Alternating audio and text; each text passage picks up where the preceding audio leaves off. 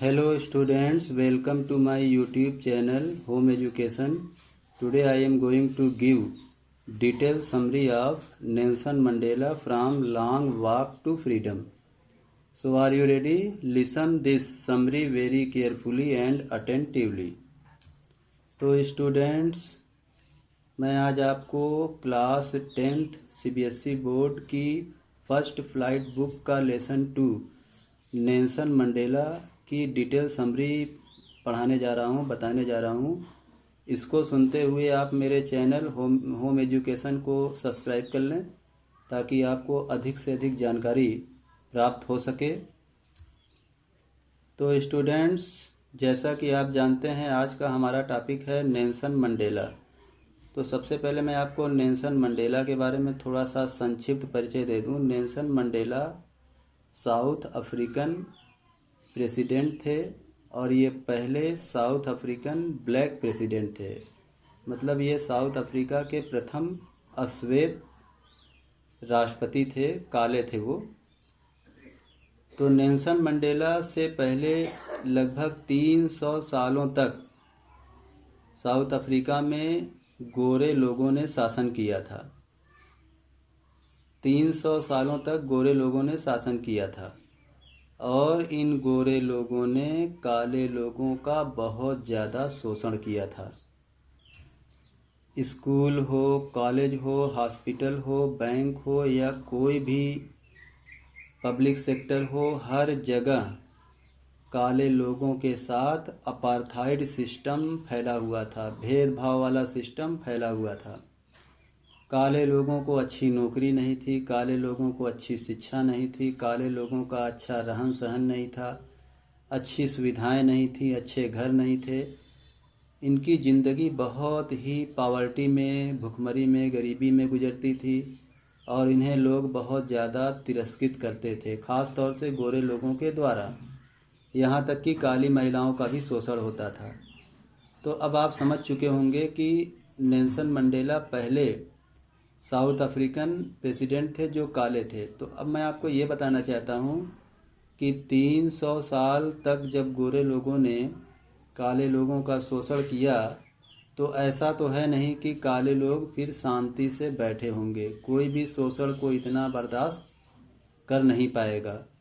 तो लगभग इस शोषण के खिलाफ आवाज़ें तो हमेशा से उठाती जाती रही थी। नेल्सन मंडेला के जो पूर्वज थे वो हमेशा से आवाज़ उठा रहे थे इन गोरे लोगों के खिलाफ। वो अभियान चला रहे थे, उनकी गिरफ्तारी भी होती थी, उन्हें मारा पीटा भी जाता था, उन्हें सताया भी जाता था, जेल में डाला जाता था, फांसी पर लटका दिया जाता था। तरह तरह से उनका शोषण होता था और वो धीरे धीरे करते हुए मरते गए। उनमें से कुछ बचे भी थे, बूढ़े होके मरे। लेकिन ये एक पीढ़ी से दूसरी पीढ़ी तक ये विरोध चलता ही रहा। फिर धीरे धीरे करते करते ये नेल्सन मंडेला और उनके साथियों के हाथ में चला आया। नेल्सन मंडेला एक बहुत बड़े पॉलिटिशियन थे और इनकी राजनीतिक छवि विश्व स्तर पर थी। ये अपार्थाइड सिस्टम को पसंद नहीं करते थे, भेदभाव वाले सिस्टम को पसंद नहीं करना चाहते थे। तो इन्होंने एक पार्टी ज्वाइन की जिसका नाम था ANC, means African national Congress. इस पार्टी में जो सदस्य थे ये ख़ास तौर से गोरे लोगों की जो योजनाएं थीं काले लोगों के विरुद्ध, इसके खिलाफ थे ये लोग। और इन लोगों ने बहुत ही कड़ा विरोध किया। इन्हें प्रताड़ित भी किया जाता था, जेल भी भेजा जाता था, फांसी पर भी लटकाया जाता था। लेकिन इनका विरोध चलता रहा और फिर नेल्सन मंडेला की जो पार्टी थी जिसका नाम था ANC, African national Congress party ने डेमोक्रेटिक इलेक्शन जीत लिया। इन्होंने ऐतिहासिक जीत दर्ज की। 300 साल बाद एक ऐसी पार्टी जीती जिसमें अनेक प्रकार के रंगों के लोग थे, अनेक प्रकार के धर्मों के लोग थे, अनेक प्रकार की सभ्यताओं के लोग थे और यह एक डेमोक्रेटिक जीत थी। और नेल्सन मंडेला इस जीत पर बहुत खुश थे और वो अपने राष्ट्र को संबोधित करना चाहते थे। और जब उन्होंने संबोधन किया था एक विशेष बिल्डिंग में जिसका नाम था सैंडस्टोन एम्फीथिएटर, जो कि प्रिटोरिया में स्थित थी, इसी बिल्डिंग में इन्होंने संबोधन किया था और विश्व के अनेक नेता और मंत्री उनके भाषण को सुनने आए थे, उनके शपथ समारोह में भाग लिए थे। और साउथ अफ्रीका के रंग बिरंगे लोग वहाँ पर आए थे, वहाँ पर इकट्ठा हुए थे और सबके सामने नेल्सन मंडेला ने अपना भाषण दिया था।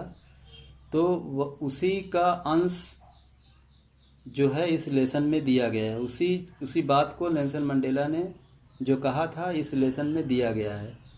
ठीक है, वही जो संघर्ष की बातें मैंने आपको बताया है, यही बातें नेल्सन मंडेला ने अपने शपथ समारोह में बोली थी।